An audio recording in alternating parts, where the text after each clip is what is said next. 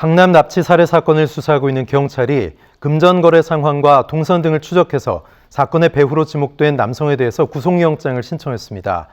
오윤성 순천향대 경찰행정학과 교수 모시고 자세히 알아보겠습니다. 교수님 어서 오십시오. 안녕하세요. 네, 참 요 며칠 떠들썩했는데 강남 한 복판에서 그것도 아파트 입구에서 여성을 납치하고 살해한 일당이 검거됐습니다. 이 사건을 파헤칠수록 피해자와 가해자들이 상당히 복잡하게 얽혀 있더라고요. 인물 관계도를 좀 설명해 주십시오. 네, 아주 충격적인 사건이었는데요. 지금 이제 현재 관련자는 이제 피해자 1명 그리고 가해자 6명으로 되어 있습니다. 지난 그 3월 29일 날 그 역삼동에서 그 피해 여성을 납치해서 살인한 것으로 실제 행동조인 남성 2명이 있고요. 그리고 지금 본인은 부인을 하고 있습니다만은 이번에 이제 신상 공개가 됐던 그 이경우 같은 경우는 이 사람이 본인이 그 피해자의 그 주소를 갖다가 알려주고 범행을 제안했다라고 이제 알려져 있는데요. 바로 이제 황 씨하고 이 씨 같은 경우는 대학 동창으로 이제 알려져 있고요. 또 이제 연 씨 같은 경우는 이전에 어떤 그 관련되는 배달 업체를 할 때 사장과 거기 직원의 관계인데 아마 이 연 씨가 이 황 씨에게 한 3,600만 원 정도의 부채가 있는 것 같아요. 네. 그래서 이제 그 만약에 이번에 가담을 하게 되면 그것을 뭐 탕감해 주겠다 이렇게 이제 얘기를 했고요. 또 1명은 지금 강도 예비 혐의로 지금 이제 그 경찰에서 수사를 하고 있는 이모 씨 같은 경우. 중간에 빠진 사람이요? 네, 빠진 사람이죠.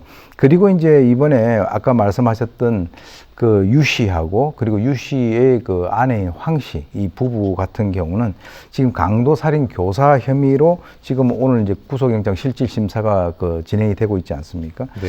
그래서 지금 현재 총 이렇게 해서 피해자 1명 그리고 밝혀진 바로는 가해자 6명 이렇게 되어 있습니다. 네. 사건을 함께 모의한 4번째 공범도 구속이 됐는데 아까 잠시 언급했습니다만 범행에 가담했다가 중간에 빠졌단 말이죠. 이렇게까지 일이 커지고 진짜 살인까지 갈지 몰랐다. 그래서 겁이 덜컥 나서 빠졌다. 뭐 이렇게 봐야 되겠습니까? 어떻게 봐야 되겠습니까? 이 심리를. 지금 일단은 그 사람이 얘기하고 있는 것이 좀 신빙성 있게 보여요. 왜 그러냐면 이제 이번에 이 강도 예비 그 혐의로 입건이 된 이 사람 같은 경우도 본인에게 만약에 이번에 그 좀 가담을 하면은 승용차를 사주겠다. 이렇게 얘기를 해서 본인이 이제 미행을 한다든지 그 강도를 하기 이전에 그 예비 행동을 했었어요.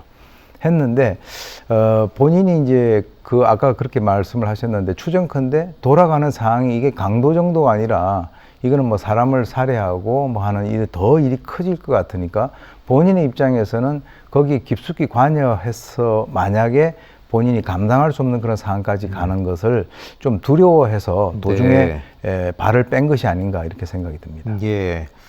경찰은 오늘 이 사건 배후로 지목된 재력가 유 씨에 대해서 구속영장을 신청을 했는데 유 씨는 주범 이경우에게 범행을 사주한 혐의 받고 있죠. 이경우가 착수금을 받고 범행한 후에 유 씨한테 수천만 원을 요구했다고요?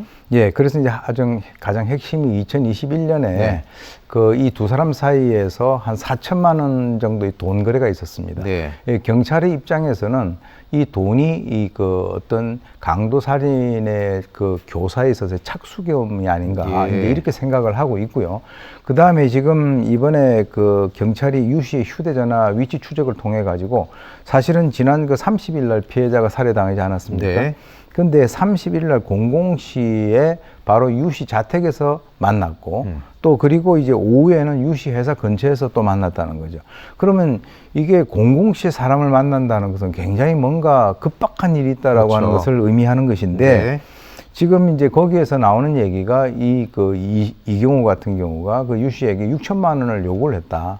그래서 이제 경찰에서는 이 6천만 원이 강도 살해에 있어서의 어떤 성공 보수 이런 식으로 지금 이제 그 생각을 하고 있는 그런 상황이고요. 본인들은 그렇지 않다. 나는 뭐 빌려줬을 뿐이다. 그리고 6천만 원에 대해서는 내가 주지도 않았다. 이렇게 얘기를 하고 있는 상황입니다. 네, 말이 다르군요. 자, 이원석 검찰총장이 이번 사건과 관련해서 서울중앙지검에 전담 수사팀 구성을 지시했죠. 사건의 전말을 밝히기 위해서 어디에 포커스를 맞춰서 수사를 해야 될까요? 상당히 이례적이죠. 경찰에서 검찰로 송치를 하기 전에 검찰총장이 서울중앙지검에 지시를 해서 그 이전에 전담 수사팀을 미리 구성을 하고 일단 송치가 돼 온 그 사건에 대해서는 긴밀하게 협조를 해서 예. 범행의 배경이라든가 동기 이런 것을 전모를 명확하게 규명을 함으로써 지금 이제 국민들이 이 강남 한복판에서 이런 식으로 사람이 납치돼서 바로 살해하는 그런 불안감을 해소시켜라 이렇게 이제 지시를 한 것은 예. 이 지금 이 사안을 상당히 심각하게 바라보고 있다라고 이제 볼 수가 있겠고요. 네. 그래서 지금 이제 그 어디에 좀 초점을 맞춰서 수사를 해야 되느냐. 가장 핵심이 뭐냐면 4천만 원 나는 빌려줬다. 예. 그 중에서 3,500만 원은 5년 만기에 뭐 2% 이자로 빌려줬다. 이렇게 예. 얘기를 하고 있으니까 그것이 맞는지 틀리는지 나중에 이제 그 어떤 이자를 받은 것이 있는가 하는 그거 하나 있고요. 또 하나는 이 유 씨 같은 경우는 이 범죄가 발생한 자체에 대해서 나는 전혀 인식을 못하고 있다. 나는 교사한 적도 없다. 이렇게 얘기를 했는데 그럼 왜 범행 이후에 두 번이나 그 어떤 그 야밤중에 만났는지 그리고 거기서 왜 6천만 원을 요구를 했는지 하는 등등의 이 범행 동기와 이 씨와 유 씨에 있어서의 교사 관계가 어떤 식으로 진행이 되는가를 확인을 할 필요가 있다고 봅니다. 예, 밝혀야 할 사안, 맞춰야 할 퍼즐이 상당히 많은 것 같은데 일단 뭐 금전 관계로도 얽혀 있고 또 직접 교사, 뭐 공범 여러 사람들이 얽혀 있습니다. 참 수사 상황 지켜봐야 되겠는데 만약 유 씨 부부가 살인을 교사한 것이라면 살인을 청부한 사람 또 거기에 가담해서 실행한 사람 어느 정도의 처벌이 주어지는 겁니까?